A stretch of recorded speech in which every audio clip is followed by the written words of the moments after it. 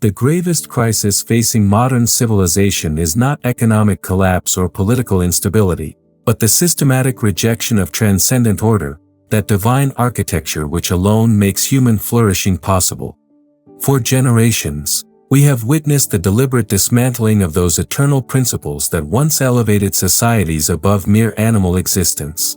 Today's ideological chaos stems from a fundamental error, the belief that human beings can construct lasting order without reference to anything higher than their own temporary desires. What I have learned through decades of studying the great conservative tradition is this: every genuinely prosperous civilization has recognized its dependence upon an order that transcends human manipulation. When societies acknowledge this transcendent framework, they flourish in ways that astonish their neighbors. When they reject it, they inevitably descend into tyranny and cultural decay. The permanent things, those timeless principles of justice, beauty, and truth, are not optional ornaments for civilized life. They are its very foundation. Today, we shall explore how Order Transcendent operates as the invisible architecture of human flourishing, why attempts to replace divine order with human planning always fail catastrophically, and how societies can rediscover the transcendent foundations that make genuine progress possible. This is not merely academic theory, but practical wisdom for anyone seeking to understand why some communities thrive while others collapse into chaos. Chapter 1: The Nature of Transcendent Order. Order transcendent refers to that divine pattern which exists independently of human will yet provides the blueprint for all genuine human achievement. Unlike the artificial systems imposed by ideological planners, transcendent order emerges from the recognition that human beings are created for purposes higher than material satisfaction.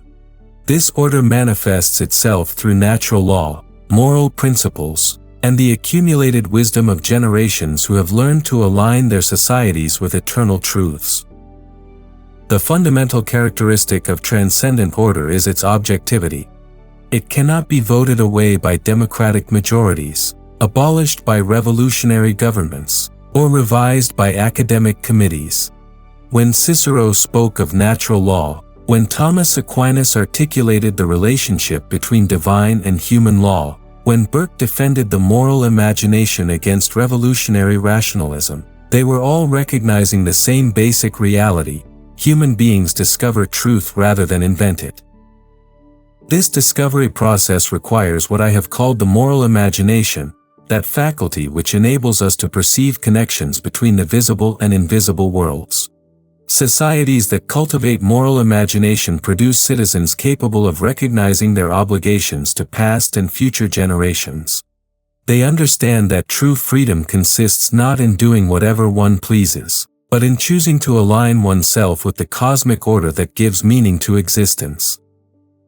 The modern revolt against transcendence began with the Enlightenment's confidence that reason alone could solve all human problems. Yet 3 centuries of purely rational planning have produced unprecedented levels of anxiety, alienation, and social breakdown. Why? Because human reason, however valuable, cannot create the foundational principles upon which reasoning must be based. Reason can help us understand justice, but it cannot create justice ex nihilo. Reason can analyze beauty, but it cannot manufacture beautiful things from nothing. Consider how different civilizations have approached this question. Classical Greece recognized the logos, the divine reason that orders the cosmos. Medieval Christendom built its entire social structure around the understanding that earthly kingdoms must conform to the kingdom of heaven. Even the American founding fathers, despite their commitment to religious liberty, understood that their constitutional system presupposed what they called the laws of nature and nature's God. What makes transcendent order particularly crucial for human flourishing is its capacity to harmonize apparently conflicting goods. Individual liberty and social responsibility, diversity and unity, tradition and innovation, these tensions cannot be resolved through purely human negotiation. They require reference to principles that transcend the immediate interests of particular groups. When societies lose this transcendent reference point, politics degenerates into mere power struggles between competing factions. Chapter 2: How Moral Imagination Perceives Divine Architecture. The moral imagination serves as humanity's primary instrument for perceiving the transcendent order that shapes all genuine flourishing. This faculty, which Kirk identified as essential to civilization, enables human beings to see beyond immediate circumstances toward the eternal patterns that give meaning to temporal existence. Without moral imagination, societies become trapped in materialism, unable to recognize the spiritual dimensions of their common life. Moral imagination manifests itself most powerfully through great literature, art, and religious tradition. When Dante composed the Divine Comedy, he was not merely creating entertainment, but providing a map of moral reality that has guided souls for 7 centuries. When Gothic cathedrals were constructed according to sacred geometry, their builders were translating transcendent principles into stone and glass. These achievements endure because they embody permanent truths rather than temporary fashions. The cultivation of moral imagination requires what we might call contemplative habits. In my years at Mecosta, I have observed how the natural rhythms of rural life, the changing seasons, the cycle of planting and harvest, the succession of generations, naturally attune the human soul to realities larger than individual desires. Urban civilization, by contrast, tends to insulate people from these eternal patterns, creating the illusion that human life can be sustained by artificial constructions alone. Modern education has largely abandoned the cultivation of moral imagination in favor of technical training and ideological indoctrination. Students learn to manipulate information but not to perceive meaning. They master procedures but remain ignorant of purposes. This educational malpractice produces what T.S. Eliot called hollow men, technically competent but spiritually empty individuals who lack the imaginative capacity to envision anything higher than their immediate gratifications. The recovery of moral imagination begins with the recognition that human beings are naturally oriented toward transcendence. Even in the most secularized societies, people continue to seek meaning, beauty, and moral purpose. These longings cannot be satisfied by material prosperity alone. They point toward what Augustine called the God-shaped vacuum in every human heart, that emptiness which only divine order can fill. Literature plays a crucial role in developing moral imagination because it presents human choices within the context of ultimate consequences. Great novels and poems show us how individual decisions ripple outward through time, affecting not only the immediate actors but entire communities and future generations. This long view of human action is precisely what Transcendent Order provides, a framework for understanding how particular choices relate to universal principles. The practical implications of moral imagination become evident when we examine how different societies approach fundamental questions like justice, education, and economic organization. Communities that maintain strong imaginative traditions produce citizens capable of seeing beyond self-interest toward the common good. They understand that true prosperity requires not merely material accumulation, but the cultivation of virtues that enable human beings to live together in harmony with divine purposes. Chapter 3: The Democracy of the Dead in Transcendent Tradition. What I have learned to call the democracy of the dead represents one of humanity's most crucial discoveries, that transcendent order manifests itself most reliably through the accumulated wisdom of generations who have successfully navigated the permanent challenges of human existence. Tradition, properly understood, is not blind adherence to outdated customs, but faithful transmission of those insights that have proven their worth across centuries of human experience. The modern prejudice against tradition stems from the arrogant assumption that each generation can solve problems better than all previous generations combined.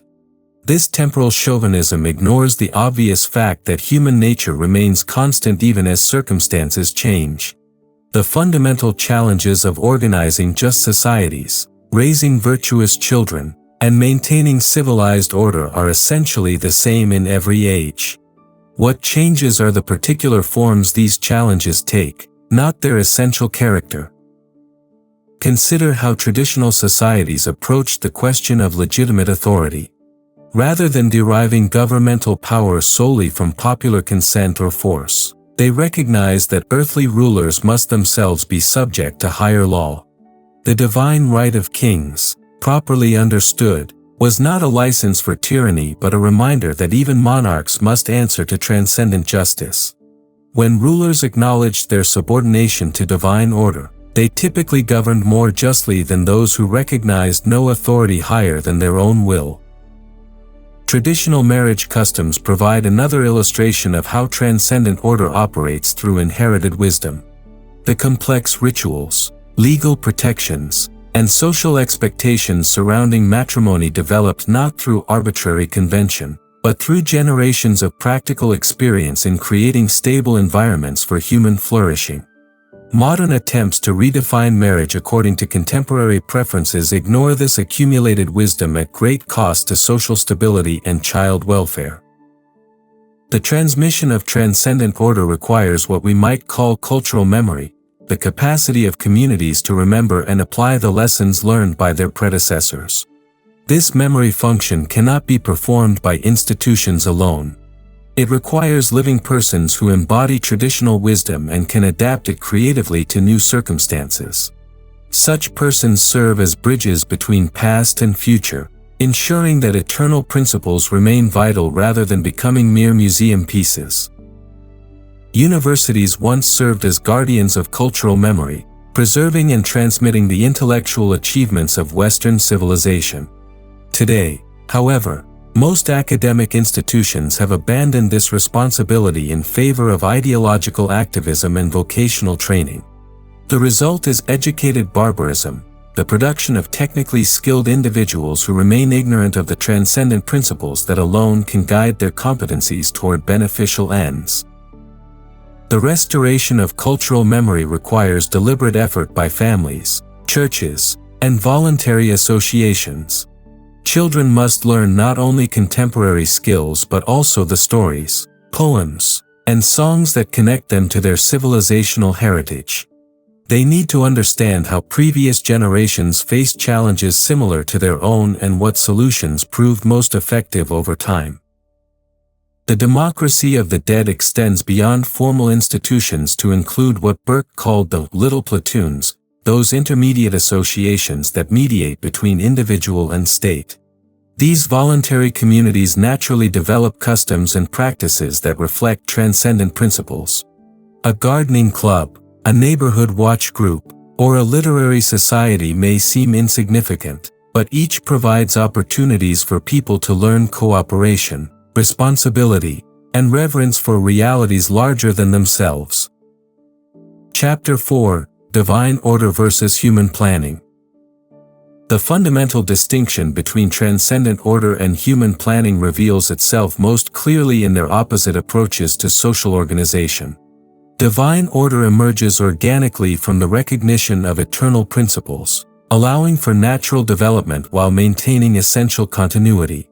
Human planning, by contrast, attempts to impose artificial systems based on abstract theories, inevitably producing unintended consequences that require ever more coercive interventions to sustain. The catastrophic failures of 20th-century totalitarianism demonstrate what happens when societies attempt to replace transcendent order with comprehensive human planning.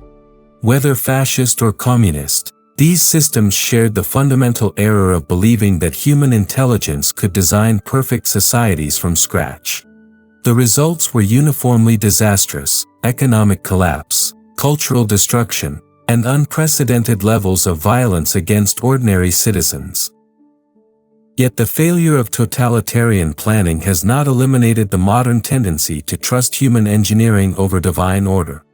Contemporary welfare states, while less obviously tyrannical than their totalitarian predecessors, still operate on the assumption that bureaucratic expertise can solve problems that transcendent order addresses more effectively through natural institutions like family, church, and voluntary association.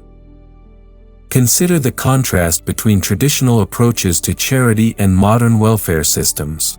Traditional charity emerged from religious obligations to care for neighbors in need. Givers and recipients typically knew each other personally, creating relationships of mutual responsibility.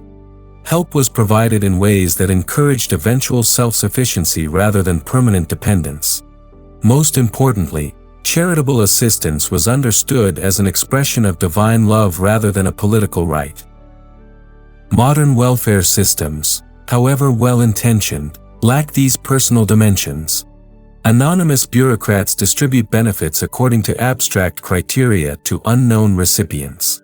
The relationship becomes purely economic rather than moral, eliminating the spiritual growth that traditional charity promoted in both giver and receiver. The predictable result has been the creation of permanent dependency classes rather than temporary assistance for those facing unusual difficulties. The superiority of organic over artificial order becomes evident when we examine how different systems respond to unexpected challenges. Traditional societies, organized around transcendent principles, typically demonstrate remarkable resilience during crises. Their members understand their obligations to one another not as legal contracts but as moral commitments rooted in shared recognition of divine purpose. This understanding motivates extraordinary sacrifices when circumstances require them. Artificially planned systems, by contrast, tend to become brittle during stress. Because their unity depends upon administrative efficiency rather than spiritual bonds, they collapse quickly when their coordination mechanisms fail. The elaborate social safety nets of modern states, for example, depend entirely upon continued economic growth and political stability. When these conditions disappear, the systems they support vanish almost overnight. The economic sphere provides particularly clear illustrations of how transcendent order operates more effectively than human planning. Traditional commercial practices developed around concepts like honest dealing, fair pricing, and mutual benefit. These principles emerged from religious teachings about stewardship and neighbor love rather than from economic theory. Merchants who violated these norms found themselves excluded from commercial networks that valued trustworthiness above mere profit. Modern economic systems, organized around abstract concepts like market efficiency and utility maximization, have produced unprecedented material prosperity but at enormous spiritual and social costs. When economic relationships are reduced to purely quantitative calculations, they lose their capacity to form character and build community. The result is what we see today: material abundance coexisting with widespread anxiety, alienation, and moral confusion. The restoration of transcendent order in economic life requires not the abandonment of markets but their subordination to higher purposes than mere accumulation. Chapter 5: Equality and Inequality and Natural Diversity. The transcendent order that enables human flourishing operates through what I have come to understand as equality and inequality, the principle that all persons possess equal dignity before God while fulfilling unequal roles within the cosmic hierarchy. This divine arrangement produces the natural diversity that makes civilized life both possible and beautiful, yet modern egalitarian ideologies systematically attack this diversity in pursuit of impossible uniformity. True equality consists in the recognition that every human being, regardless of station or ability, participates in the divine image and therefore deserves respect and moral consideration. This spiritual equality provides the foundation for justice, ensuring that laws apply fairly to all citizens and that even the humblest person cannot be treated merely as a means to others' ends. Yet this fundamental equality of dignity coexists naturally with profound inequalities of talent, responsibility, and social function. Consider how a symphony orchestra illustrates transcendent order through organized inequality. Each musician contributes according to his particular gift and training, yet no one could claim that all instruments or all parts are identical in their demands or their effects. The first violinist carries responsibilities that the triangle player does not share, yet both are essential to the musical whole. The conductor coordinates the entire performance, exercising authority that the individual musicians acknowledge as necessary for their common success. This musical metaphor captures something essential about how transcendent order organizes human society. Natural hierarchies emerge not through arbitrary domination but through the recognition of genuine differences in ability, knowledge, and moral development. When these hierarchies reflect actual merit rather than mere power, they serve the common good by ensuring that those best equipped for particular responsibilities actually exercise them. The egalitarian revolt against natural hierarchy stems from the false assumption that all human differences are socially constructed and therefore unjust. This assumption ignores obvious realities about human nature and social organization. Some individuals are naturally more intelligent than others, some more virtuous, some more capable of leadership. These differences are not accidents to be corrected but gifts to be cultivated for the benefit of all. Traditional societies understood this principle intuitively. They developed what we might call aristocracy of function, systems that identified and trained those most capable of serving crucial social roles. Whether in governance, education, craftsmanship, or spiritual guidance, communities naturally recognize that excellence requires both natural aptitude and careful cultivation. The goal was not to eliminate differences but to ensure that differences served beneficial purposes. The modern democratic experiment has not eliminated hierarchy but has confused it terribly by refusing to acknowledge its necessity. Instead of natural aristocracies based on virtue and competence, we have artificial elites based on wealth, celebrity, or ideological conformity. These false aristocracies lack the moral legitimacy that traditional hierarchies derived from their obvious service to transcendent purposes. Healthy inequality produces what we might call complementary diversity, the condition in which different types of people contribute their particular gifts to a common enterprise that benefits everyone. A traditional village, for instance, included farmers and craftsmen, merchants and clergy, each group performing functions that the others could not perform as well. This specialization created interdependence that strengthened community bonds rather than dividing people into competing classes. Modern equality movements, by contrast, tend to produce what we might call competitive uniformity, the condition in which all differences are seen as threats to be eliminated rather than gifts to be coordinated. When every distinction becomes a potential source of grievance, social cooperation becomes impossible. People begin viewing their neighbors as rivals rather than collaborators in the common project of civilized life. The recovery of healthy hierarchy requires the cultivation of what I call magnanimous inequality, the willingness of those in superior positions to use their advantages for the benefit of those in subordinate positions. Traditional concepts like noblesse oblige and Christian stewardship embody this principle. They recognize that privilege creates obligation rather than mere opportunity for self-indulgence. Chapter 6: Prudence against Ideological Radicalism.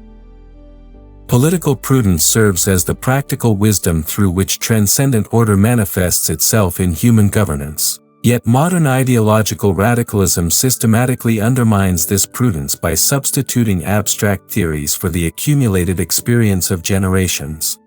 The difference between prudent politics and ideological politics is ultimately the difference between recognizing transcendent limits on human action and believing that human will can reshape reality according to theoretical blueprints. Prudence begins with humility about the extent of human knowledge and the unintended consequences of well-intentioned actions. Every experienced statesman learns that complex societies cannot be managed like machines, with predictable inputs producing desired outputs. Instead, political communities resemble living organisms that develop according to internal principles and respond unpredictably to external pressures. Wise governance works with these organic tendencies rather than against them. The conservative tradition has always emphasized this organic understanding of political change. Edmund Burke's critique of the French Revolution focused not on its goals but on its methods, the attempt to reorganize an entire society according to abstract principles of natural rights and social contract theory. Burke understood that healthy political development requires continuity with past experience, gradual adaptation to new circumstances, and respect for the complex institutional arrangements that have evolved to serve human needs. Ideological radicalism, whether of the left or right, operates from the opposite assumption, that human reason can discover perfect political principles and implement them through revolutionary action. This approach ignores the tragic dimension of human existence, the fact that all earthly arrangements involve trade-offs between competing goods and that attempts to eliminate these trade-offs typically make them worse rather than better. Consider how different approaches handle the perennial tension between liberty and order. Prudent politics recognizes that both are necessary and that the proper balance between them varies according to circumstances. During periods of social dissolution, emphasis on order may be required. During periods of excessive regimentation, emphasis on liberty becomes crucial. The art of prudent statesmanship lies in reading these circumstances correctly and adjusting policies accordingly. Ideological politics, by contrast, treats this tension as a problem to be solved rather than a condition to be managed. Libertarian ideologies insist that maximum individual freedom will automatically produce social order through market mechanisms.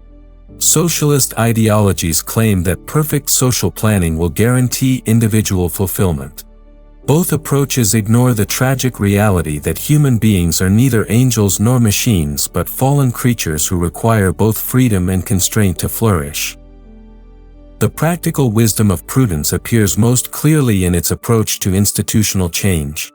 Prudent reformers understand that political institutions embody the accumulated experience of previous generations and should not be altered lightly. When changes become necessary, they should be made gradually and with careful attention to preserving whatever valuable functions the existing arrangements serve. Revolutionary approaches to institutional change operate from the assumption that existing arrangements are fundamentally corrupt and must be swept away to make room for new creations. This approach ignores the obvious fact that social institutions, like biological organisms, cannot be killed and resurrected at will. Destroy traditional institutions and you eliminate not only their defects but also their beneficial functions, leaving society vulnerable to chaos until new arrangements can evolve organically. The American constitutional system illustrates how prudent politics can incorporate transcendent principles without falling into ideological rigidity. The founders based their work on both natural law principles and practical experience with self-government. They created a framework capable of adaptation over time while maintaining essential constitutional limits on governmental power. Most importantly, they recognized that their system presupposed virtuous citizens and could not survive the complete corruption of popular morals. Modern American politics increasingly abandons this prudential approach in favor of ideological combat. Rather than seeking practical solutions to particular problems, political movements organize around comprehensive worldviews that admit no compromise. The result is the kind of political polarization that makes effective governance impossible and threatens the constitutional framework itself. Chapter 7: The Permanent Things That Transcend Historical Change. Throughout all the transformations of history, certain elements remain constant because they participate in the eternal order that transcends temporal change. These permanent things, truth, beauty, justice, love, and the sacred, provide the stable foundation upon which human civilization can build lasting achievements. Understanding and preserving these permanent things constitutes the essential task of every generation that hopes to transmit genuine culture rather than mere technological accumulation to its successors. The permanent things manifest themselves differently in different ages, yet their essential character remains unchanged. Justice in ancient Athens took different institutional forms than justice in medieval Christendom or modern America, yet the underlying principle, giving each person his due according to objective moral standards, remains identical across all three civilizations. Similarly, beauty appears through Greek architecture, Gothic cathedrals, and American colonial homes, yet the harmony, proportion, and spiritual elevation that characterize authentic beauty transcend these particular expressions. What makes these things permanent is precisely their participation in transcendent order. They are not human inventions that can be modified at will, but discoveries of how reality is actually structured. When societies align themselves with these permanent principles, they experience what we might call cultural fluorescence, periods of extraordinary achievement in art, literature, governance, and human relationships. When they reject or ignore these principles, they experience cultural decay and eventual dissolution. The modern predicament stems largely from the illusion that human beings can create new permanent things or live successfully without any permanent things at all. Progressive ideologies assume that concepts like justice and beauty are merely social constructions that can be redefined according to contemporary preferences. This assumption leads inevitably to relativism, nihilism, and the breakdown of cultural transmission between generations. Consider how different approaches to education reflect different understandings of permanent things. Traditional liberal education assumed that certain texts, ideas, and skills possess timeless value and should be transmitted to every generation regardless of immediate practical utility. Students read Plato and Shakespeare not because these authors solved contemporary problems but because they explored permanent aspects of human experience with unusual insight and eloquence. Contemporary education, by contrast, treats all knowledge as provisional and all texts as products of their historical circumstances. Students learn to deconstruct traditional authorities rather than learning from them. The predictable result is the production of graduates who possess technical skills but lack the cultural foundation necessary for wisdom, judgment, and genuine intellectual development.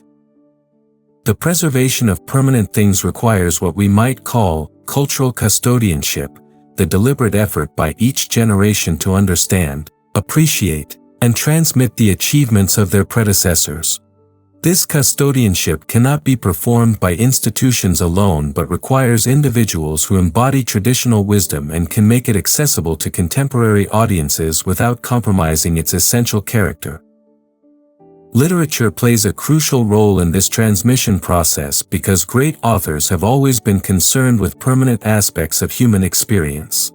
When we read Homer, Dante, or Jane Austen, we encounter not merely historical curiosities but living explorations of love, honor, justice, and spiritual aspiration that remain as relevant today as when they were first written. These works survive precisely because they illuminate permanent things rather than temporary fashions. The cultivation of reverence represents perhaps the most essential element in preserving permanent things. Reverence is the natural human response to encountering something greater than oneself, whether in nature, art, other persons, or the divine reality that encompasses all existence. Without reverence, human beings become trapped in narcissistic self-absorption and lose the capacity to recognize value beyond their immediate desires. Modern culture systematically undermines reverence through its emphasis on criticism, skepticism, and individual autonomy. Students learn to question everything but are rarely taught what deserves their respect and admiration. This critical orientation, valuable within proper limits, becomes destructive when it operates without complementary capacities for appreciation and wonder. The recovery of permanent things begins with the recognition that human beings are naturally oriented toward transcendence. Even in the most secular environments, people continue to seek meaning, beauty, and moral purpose. These longings point toward realities that cannot be satisfied by material prosperity or technological achievement alone. They require connection with the transcendent order that gives ultimate significance to human existence and makes genuine flourishing possible across all historical circumstances. Conclusion 1. 956 characters. The transcendent order that enables human flourishing operates not as an arbitrary imposition upon human freedom, but as the natural environment within which genuine liberty and authentic development become possible. Like a river that carves its own banks while flowing within them, human societies achieve their highest potential when they align themselves with eternal principles that both limit and enable their creative energies. What we have discovered through this exploration is that transcendence is not the enemy of human aspiration but its necessary foundation. Attempts to construct lasting civilizations without reference to divine order have produced not liberation but unprecedented levels of anxiety, alienation, and social breakdown. The permanent things endure precisely because they correspond to permanent aspects of human nature and cosmic structure. The practical wisdom that emerges from this understanding is both humbling and hopeful. Humbling because it reminds us that human beings are not the measure of all things and cannot solve fundamental problems through willpower alone. Hopeful because it reveals that the resources necessary for genuine flourishing are always available to those willing to acknowledge and cooperate with transcendent order.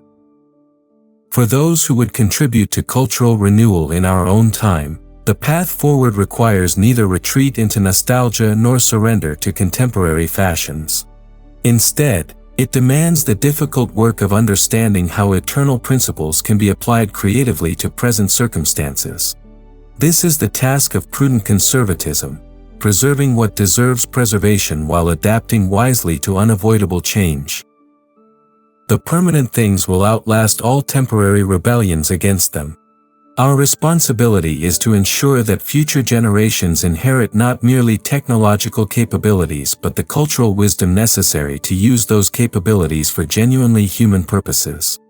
This is how transcendent order creates lasting human flourishing across all the changes of history.